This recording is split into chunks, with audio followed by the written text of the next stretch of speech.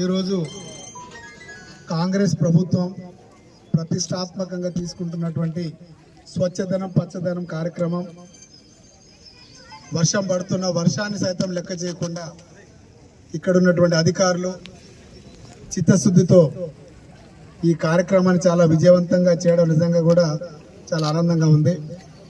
ముందు పొద్దున భారీ వర్షం వచ్చినా తప్పగా ఈ కార్యక్రమం ఉంటుంది, పోస్ట్ పోన్ చేయడానికి అవకాశం లేదని నేను చెప్పగానే ఎంపీడీఓ గారు కూడా సానుకూలంగా స్పందించి ఈ కార్యక్రమానికి తగు ఏర్పాట్లు చేసినటువంటి ఎంపీడీఓలు అట్లాగే ఇక్కడ ఉన్నటువంటి అధికారులు అందరికీ పేరు పేరు ధన్యవాదాలు తెలియజేస్తూ, ముఖ్యంగా మన ప్రభుత్వం కాంగ్రెస్ ప్రభుత్వం ప్రజాప్రభుత్వం ఏర్పడి 8 మాసాలైంది.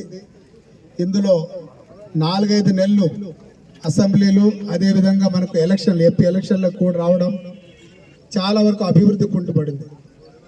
ఇప్పటి నుండి మనం వేగవంతంగా జరగాల్సిన అభివృద్ధి చేసుకుంటూ ప్రజలతో మమేం కలుపుకుంటూ ఇప్పుడు స్వచ్ఛదనం పచ్చదనం కార్యక్రమాన్ని 5 రోజులకు మనం ప్రభుత్వం 5 దినాలకు కేటాయించింది.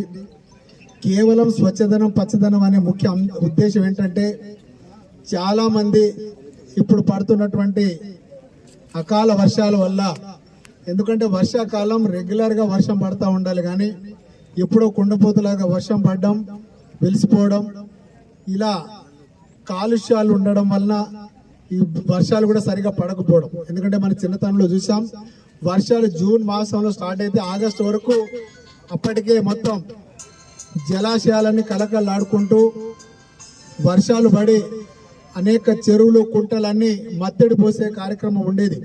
కానీ ఇప్పుడు మనం చూస్తున్నాం ప్రతి చెరువు కుంట 25 నుంచి 30% కూడా చెరువులు కుంట నిండలేని పరిస్థితి. ఈ కాలుష్యంతో మనకు అదేవిధంగా ఈ అకాల వర్షాలతోటి అనేక అంటువ్యాధులు దీర్ఘకాలిక సమస్యలు ఎన్నో జ్వరాలు కావచ్చు, అదేవిధంగా ప్రజలకు తీవ్ర ఇబ్బందులు గురవుతా ఉన్నారు. మొన్న వర్షం పడితే వర్షంతో మనకు ఈ ఈగలు దోమలు ముసిరి ఆ దోమలు కుట్టగానే మనకు డెంగ్యూ వ్యాధి సోకిస్తూ ఉంది. ఈ డెంగ్యూ తోటి ఏమవుతుంది, వెంటనే ప్లేట్లెట్లు పడిపోయి మనకు హాస్పిటల్కి వెళ్ళే సమయం కూడా ఇవ్వట్లేదు. మొన్న గూడూరు మండలంలో ఒక ఆదివాసి జ్వరం వచ్చిందని అక్కడ లోకల్గా ఒకరోజు మన స్థానిక ఆర్ఎంపీకి చూపించుకున్న తర్వాత గవర్నమెంట్ ఏరియా హాస్పిటల్కి వస్తే టెస్టులు చేస్తే ప్లేట్లెట్ కౌంట్ తగ్గిందని వచ్చింది. ఎప్పుడైతే ప్లేట్లెట్ తగ్గిందో చాలా ఇబ్బంది అవుద్ది, మీరు వెంటనే వరంగల్ పోండి అని చెప్తే పాపం వాళ్లకు స్థాయికి మించి స్తోమతకు మించి కార్పొరేట్ హాస్పిటల్ వైద్యం చేయించుకుందని పోయి 3 గంటలే ఉండగలిగిన 3 గంటల లోపల చనిపోయాడు. అది ఒకసారి వ్యాధి వస్తే నీకు డబ్బు ఉందా డబ్బు లేదా అని చూడదు, నువ్వు గొప్పోడా పేదోడా అని చూడదు. ఎంత డబ్బు ఉన్నా మనం మనుషులను రక్షించుకోలేని పరిస్థితి. ఫస్ట్ అందుకే మొట్టమొదటిగా మన పరిసరాలను మనం పరిశుభ్రంగా ఉంచుదాం. ఎటువంటి అంటు వ్యాధులు సోకకుండా ఎక్కడ నీరు నిల్వ ఉన్నా కూడా అక్కడ ఉన్నటువంటి మన గ్రామ పంచాయతీ సిబ్బందికి అక్కడ మురికి కుంటలు ఎక్కడ ఉంటే అక్కడ కొంచెం మట్టి పోయడము, పిచ్చి చెట్లు నరకడము తీసేయడం, ఇట్లాంటి అన్ని కార్యక్రమాలు చేపట్టాలనే కాంగ్రెస్ ప్రభుత్వం చాలా శ్రద్ధతో జాగ్రత్తతో తీసుకుంటున్నటువంటి ప్రోగ్రాం పచ్చదనం స్వచ్ఛదనం. పచ్చదనం అంటే చెట్లు నాటడం, మంచి చెట్లు నాటాలి. అలాగే స్వచ్ఛదనం అంటే పరిసరాలను శుభ్రంగా ఉంచడం, మురికి కాలువల నీళ్లు నిల్వను ఉండకుండా అలాగే మంచి చెట్లు పెంచుదాం.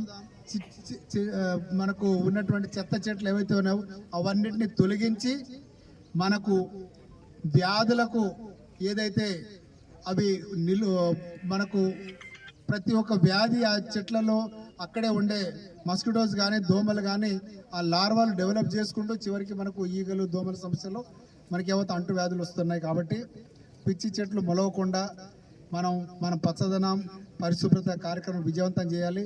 అదేవిధంగా ఈ 5 రోజులు ఎటువంటి ఏ అధికారి కూడా సెలవు తీసుకోవడానికి లేదు. స్థానికంగా ఉండే ఎక్కడెక్కడ ఏ చిన్న సమస్యలు ఉన్నా మీరు అటెండ్ అవ్వండి, చూడండి. మన ప్రజలు మన బారిన కాపాడదాం. వారికి